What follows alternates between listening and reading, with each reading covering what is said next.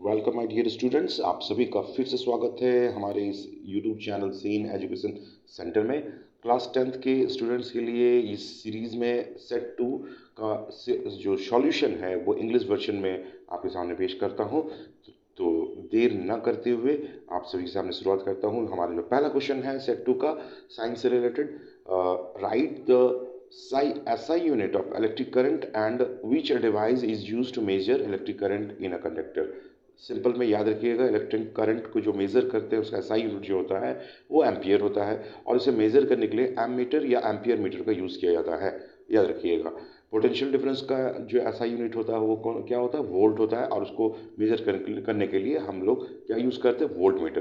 तो ये दोनों क्वेश्चन अपने अपने हिसाब से अपने अपने अनुसार सही है। आपको दोनों बेसिक नॉलेज आप लोग को रखनी होगी। Question number 2, right the SI unit of resistance and the resistance of right the resistance of wire depends upon its length, yes or no। तो पहला इसमें जो क्वेश्चन 2 में पूछा गया कि ऐसा यूनिट क्या होता है रेजिस्टेंस का, तो आप लोग को याद रखनी होगी कि इसका जो ऐसा यूनिट होता है वो ओम होता है, ओम। ओके, एंड यहाँ जो दूसरा स्टेटमेंट पूछा ये यस है या नो, तो रेजिस्टेंस जो होता है वो डिपेंड करता है 100% डिपेंड करता है उसकी लेंथ पे। ओके, तो ये यस करनी होगी। Question number 3, name 2 metals which can be easily cut with a knife. चाकू से हम ऐसे कौन से 2 मेटल है जो इजीली काट सकते हैं, तो उसका नाम है सोडियम और पोटेशियम। अब क्यों काट सकते हैं, तो सवाल इसका जवाब होगा क्योंकि ये दोनों का जो डेंसिटी होते हैं ये बाकी मेटल के मुकाबले क्या होते हैं, कम होते हैं। यानी जो घनत्व होती है वो बाकी मेटल के या बाकी धातुओं से क्या होती है, बहुत ही कम होते हैं, इसीलिए आसानी से इसे चाकू से काटा जा सकता है। नाउ और next question, which functional group is present in CS3 COCS3 and next is C2H4। Okay, ये कार्बन एंड कंपाउंड चैप्टर का टॉपिक है फंक्शनल ग्रुप।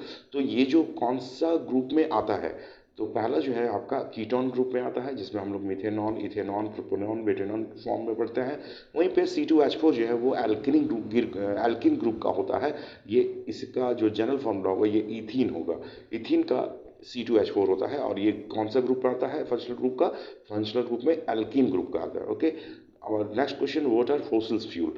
फॉसिल्स फ्यूल्स जो है are the preserved remain of the plants and animals whose bodies were buried in sediments such as sand, mud, under ancient seas etcetera. तो यहाँ कहने का simple अगर बात करें तो ऐसे कोई मतलब जो जीव या प्लांट्स जो बहुत साल पहले किसी तरह से कब मतलब नीचे दब गए होंगे पत्थरों, कई हजारों साल पहले, 10,000 साल से पहले, तो वो बाद में किस फॉर्म में बदल जाते हैं, फॉसिल्स में बदल जाते हैं। तो उसी को यहाँ पे हम लोग को एक्सप्लेन करना है। नेक्स्ट टॉपिक है बायो से, what do you mean by inherited traits. तो एक्सप्लेनेशन आप देख सकते हैं, inherited trait is one that is genetically determined. ये इनहेरिटेड ट्रेड्स को हम लोग कैसे डिस्क्राइब पहचान सकते हैं, तो उसको जेनेटिकली होता है। बायो सेक्शन के आधार पे आप लोग को इसका जवाब देनी होगी। आगे क्वेश्चन है, give example of food chain. Food chain का एक एग्जांपल देना है, तो आप देख सकते हैं कि ग्रास होपर से फ्रॉग, सॉरी ग्रास से ग्रास होपर, ग्रास ऊपर से फ्रॉग, फ्रॉग से स्नैक, स्नैक से ईगल, एक एग्जाम्पल यहाँ पे हो गया। ठीक है, ऑल्सो अलग अलग भी फूड चेन का एक्सप्लेनेशन कर सकते हैं हम लोग, तो एक सेक्शन आप देख सकते हैं। नेक्स्ट क्वेश्चन है, state Ohm's law, on the basis of Ohm's law right the relation between potential difference and electric current. Okay, और डिफाइंस रेजिस्टेंस ऑफ कंडक्टर। पहले तो ओम्स लॉ को डिस्क्राइब कर दीजिएगा। इसका स्टेटमेंट आप लोग को अच्छी तरह से याद रखनी होगी कि इसका जो स्टेटमेंट है बेसिकली, जो Ohm's law state the voltage across a conductor is directly proportional to the current. मतलब पोटेंशियल डिफरेंस यानी वोल्ट जो है और करंट जो होता है, इसका जो रिलेशन होता है वो क्या होता है, डायरेक्टली प्रोपोर्शनल होता है। ये स्टेटमेंट आप लोग को बहुत इंपॉर्टेंट, इसको याद रखनी होगी। और रेजिस्टेंस जो होता है वो क्या होता है, कांस्टेंट टेम्परेचर को दिखाता है, बताता है। तो इसका जो रिलेशन है आप देख सकते हैं, V equal to I R, potential difference और करंट का जो रिलेशन है वो क्या है, डायरेक्टली प्रोपोर्शनल है। उसे हम ऐसे दिखा सकते हैं, V equal to I R. Okay, ये हो गया हमारा रिलेशन इसका। नेक्स्ट इसमें पूछा गया था कि conductor resistance is property of a conductor at a specific temperature. It is defined as amount of opposition there is to flow of current, electric current through the conducting medium। तो ये depend करता है कि किस तरह का medium को, electric conducting medium किस तरह का है, उस पर डिपेंड करता है। चलिए नेक्स्ट क्वेश्चन है, what are magnetic fields. Magnetic fields क्या है और उसके प्रॉपर्टीज़ भी बतानी है। तो मैग्नेटिक फील्ड्स मतलब क्या होता है, जब हम कोई मैग्नेट को यूज़ कर रहे होते हैं तो उसका एक पर्टिकुलर जोन में हम देखेंगे कि वो जो अट्रैक्ट होता है वो एक पर्टिकुलर जोन तक उसका कैपेसिटी काम करती है, तो वो एरिया को हम लोग क्या बोलेंगे, मैग्नेटिक फील्ड। और वहाँ पे कंस्ट्रक्ट होता है मैग्नेटिक फील्ड लाइंस का, उसके प्रॉपर्टीज़ क्या क्या हो सकते हैं। तो यहाँ पे पहला बता रहे जो लाइंस होते हैं, एक डायग्राम बना दीजिएगा तो ज़्यादा बेटर होगा इसमें, वो इसको दिखाते समय। Magnetic field lines never intersect each other. पहली तो बात है कि इसका जो लाइंस होते हैं वो एक दूसरे से इंटरसेक्ट नहीं होता। दूसरा जो है यहाँ पे क्या बताया जा रहा है कि मैग्नेटिक लाइंस क्लोज लूप बनाते हैं। ये क्या होता है, लाइक क्लोज लूप फॉर्म में बनता है। डायग्राम में आप बनाइए, इसको जरूर बनाइएगा। क्वेश्चन थर्ड जो है इसका थर्ड पॉइंट है जो field lines have both a direction and magnitude at any point of the field. इसके बाद इसमें क्या होता है कि डायरेक्शन होते हैं north to south, south to north, ये एक डायरेक्शन यहाँ पे दिखाया जाता है। Question 10, what is called corrosion. Corrosion का मतलब क्या होता है, संक्षारण, हिंदी में, शुद्ध हिंदी में संक्षारण कहते हैं। और इसमें ये बताया जाता है कि कोई भी आयरन आर्टिकल्स या मेटल जो भी है मॉइस्चर और एसिड से कांटेक्ट में आने के बाद उसका जो टर्न होता है वो डिफरेंट कलर में, या लाइक अगर हम आयरन में बात करेंगे तो उसमें रस्टिंग हो जाता है, तो rusting is also example of corrosion. Okay, अब इसे प्रिवेंट कैसे करेंगे, तो बहुत सारे प्रोसेस है। एक सिंपल है तो पेंटिंग जो हम लोग जनरली रोज देख पाते हैं, ग्रीसिंग, कैल्वनाइजेशन, है ना, क्रोम प्लेटिंग, ये सब डिफरेंट प्रोसीजर है जिसके जरिए हम कोरोजन से बच सकते हैं। ओके, एक एग्जाम, नेक्स्ट क्वेश्चन है question number 11, explain the difference between saturated and unsaturated hydrocarbon.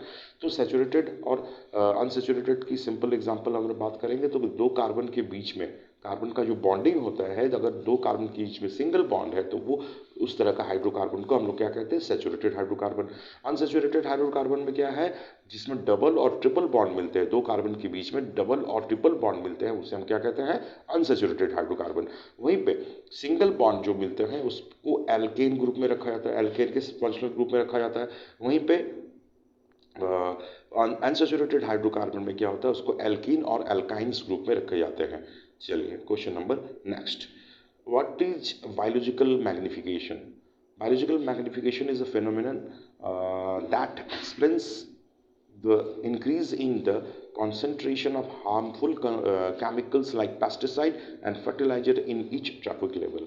Means क्या होता है, जब ट्रॉपिक लेवल की चर्चा कर रहे होते हैं तो वहाँ पे देखते हैं कि जो जनरली जो आजकल एग्रीकल्चर या कल्टीवेशन के दौरान हम लोग क्या करते हैं कि पेस्टिसाइड्स या फर्टिलाइजर्स यूज़ करते हैं, तो वो एक टॉपिक लेवल से दूसरा टॉपिक लेवल तक जाता ही है। बिकॉज जब हम खेती बाड़ी कर रहे हैं तो उसमें हम लोग क्या करते हैं, पेस्टिसाइड यूज़ कर रहे हैं, तो वो एक चैनल से दूसरे लेवल, दूसरे लेवल से तीसरे लेवल तक ये जो फॉलोअप होता है, तो ये क्या होता है, बायोलॉजिकल मैग्निफिकेशन को बताता है। अब हम लोग आगे बढ़ते हैं, एक और, flow of energy in an ecosystem. Energy ecosystem के आधार पे जो एनर्जी का फ्लो ऑफ होता है उसके लिए डायग्राम क्या होना चाहिए, तो ये आपके बुक में ही है, एनसीईआरटी बुक में आपको अवेलेबल होंगे, उसको आप एक बार फ्लो आपको प्रैक्टिस करनी होगी। ओके, और नेक्स्ट क्वेश्चन है क्वेश्चन नंबर 14, मेंडल का एक्सपेरिमेंट था पी प्लांट पे। ओके, अब वो क्यों इसे चुना, ये इसका कुछ पॉइंट आप लोग को लिखनी होगी। तो यहाँ पे देख सकते हैं, because of the flowers of this plants are bisexual. इस प्लांट्स में जो फ्लावर्स होते हैं ये क्या, तो बाइसेक्सुअल होते हैं, यानी क्रॉस पॉलिनेशन भी करते हैं और सेल्फ पॉलिनेशन भी करते हैं, इसलिए से बाइसेक्सुअल बोला गया है। The different physical characteristics were easy to recognise and study. इसमें क्या होता है कि इसके डिफरेंट कैरेक्टरिस्टिक्स जो होते हैं इजीली हम लोग इसको आइडेंटिफाई या रिकॉग्नाइज कर सकते हैं और स्टडी करने में सुविधा होती है। तो इसलिए हम लोग कह सकते हैं कि मेंडल ने इस प्लांट को ही, पी प्लांट को ही अपने एक्सपेरिमेंट के लिए चुना। नेक्स्ट क्वेश्चन 15 में हम लोग को ये डिस्कस करनी है कि पैरेलल कनेक्शन को कैसे दिखाएंगे। तो याद रखिए पैरेलल कनेक्शन जो होते हैं इस पैटर्न में बनता है, आपको इसकी डायग्राम को प्रैक्टिस करनी होगी, इसके स्टेट को प्रूव करना प्रैक्टिस करना होगा, क्योंकि ये या तो सीरीज या तो पैरेलल से रिगार्डिंग आपको क्वेश्चन जरूर मिलेगा, बहुत इंपॉर्टेंट क्वेश्चन है ये। ओके, आपको नेक्स्ट क्वेश्चन नंबर 16 है electric motor. What is electric motor. Electric motor हम लोग घर में देख सकते हैं, हमारे घरों में पंप जो है, इलेक्ट्रिक पंप चलते हैं। आपका जो जनरली क्या होता है कि इलेक्ट्रिक एनर्जी को मैकेनिकल एनर्जी में बदलता है। आप लोग देख सकते हैं वॉशिंग मशीन के जो मोटर होते हैं, आपके घर में टूलू पंप्स वगैरह होते हैं, तो ये सभी जो है इक्विपमेंट से ये इलेक्ट्रिक मोटर को डिस्क्राइब करते हैं। इसके प्रिंसिपल भी आप यहाँ पे लिखा हुआ है, आप लोग इसको स्टडी कर सकते हैं। नेक्स्ट क्वेश्चन है इसके डायग्राम को आप लोग को बतानी होगी, यूजेस बतानी होगी, जो यहाँ पे ऑलरेडी दिखा चुका गया है। Next question, what is called isomerism. Okay. और इस आइसो मतलब पेंटेन के आइसोमर्स क्या क्या है उसके हम लोग को यहाँ पे बतानी है। तो isomerism describe the existence of molecules that have the same numbers of same kind of atom but there structure जो है वो डिफर हो सकते हैं। आइसोमर जो होते हैं मीन्स जो स्ट्रक्चर होते हैं वो डिफर हो सकते हैं, लेकिन उसका जो फॉर्मूला होता है वो सेम होता है। ओके। और उसके और भी कुछ बताया कि डिफर इन केमिकली वो थोड़ा डिफर और फिजिकल प्रॉपर्टी हो सकते हैं, बट उसके जो number of sorry, isomers existence the molecules that have the same number of, जो उसके मॉलिक्यूल्स से तो सेम होते हैं, बट क्या होता है उसका जो केमिकल और फिजिकल प्रॉपर्टी वो डिफर हो सकते हैं। यहाँ पे देख सकते हैं कि पेंटेन का जो स्ट्रक्चर है वो हम लोग डिफर फॉर्म में बताया है, अलग अलग तरीके से बताया। ये आइसोमर्स होते हैं। पेंटेन को हम लोग अलग अलग तरीके से दिखा सकते हैं जिसके स्ट्रक्चर को, एक है एन पेंटेन, एक है आइसोपेंटेन, एक है नियोपेंटेन। ये प्रैक्टिस कर लीजिएगा, ये आइसोमर्स में आते हैं। जो पेंटेन ग्रुप है ये आइसोमर्स में आते हैं बिकॉज इसके जो स्ट्रक्चर है हम लोग अलग अलग तरीके से दिखा सकते हैं इस वजह से। ओके। और नेक्स्ट क्वेश्चन, ओजोन क्या है? तो और उसके क्या है उसके इफेक्ट और उसका प्रिवेंशन के लिए क्या कर सकते हैं, उसके डिप्लेशन को बचाने के लिए क्या कर सकते हैं। तो ओजोन आप लोग को याद रहनी है कि ये ऑक्सीजन, जिस ऑक्सीजन का एक अलग फॉर्म है जो ozone is a gas composed of 3 atoms of oxygen, O2 oxygen को बताते हैं, ऑक्सीजन गैस को। वहीं पे जब ऑक्सीजन का 3 एटम्स को हम रिकमेंड कर रहे हैं then it is type of ozone. Ozone क्या है? हमारे एटमॉस्फेयर में पाया जाता है और ये क्या करता है, जो हमें प्रिवेंशन देता है जो सन से यूवी रे, अल्ट्रा वायलेट रे जो हमारे उससे सन रे से निकलता है, तो उसको रोकने का काम कौन करता है? ओजोन। और जो इससे हम लोग इससे कहा जाता है कि अल्ट्रा वायलेट रे से हमें स्किन कैंसर भी होने की संभावना रहती है, जो बहुत ही बेनिफिशियल है बिकॉज ओजोन लेयर। और इसका जो क्षय होना यानी उसका जो इस पर जो इफेक्ट पड़ रहा है हमारे पॉल्यूशन की वजह से, इसको कंट्रोल करना बहुत ज़रूरी है। तो इस पर हम लोग को यहाँ कुछ पॉइंट्स हम लोग को याद रखनी होगी प्रिवेंशन के लिए क्या करनी है।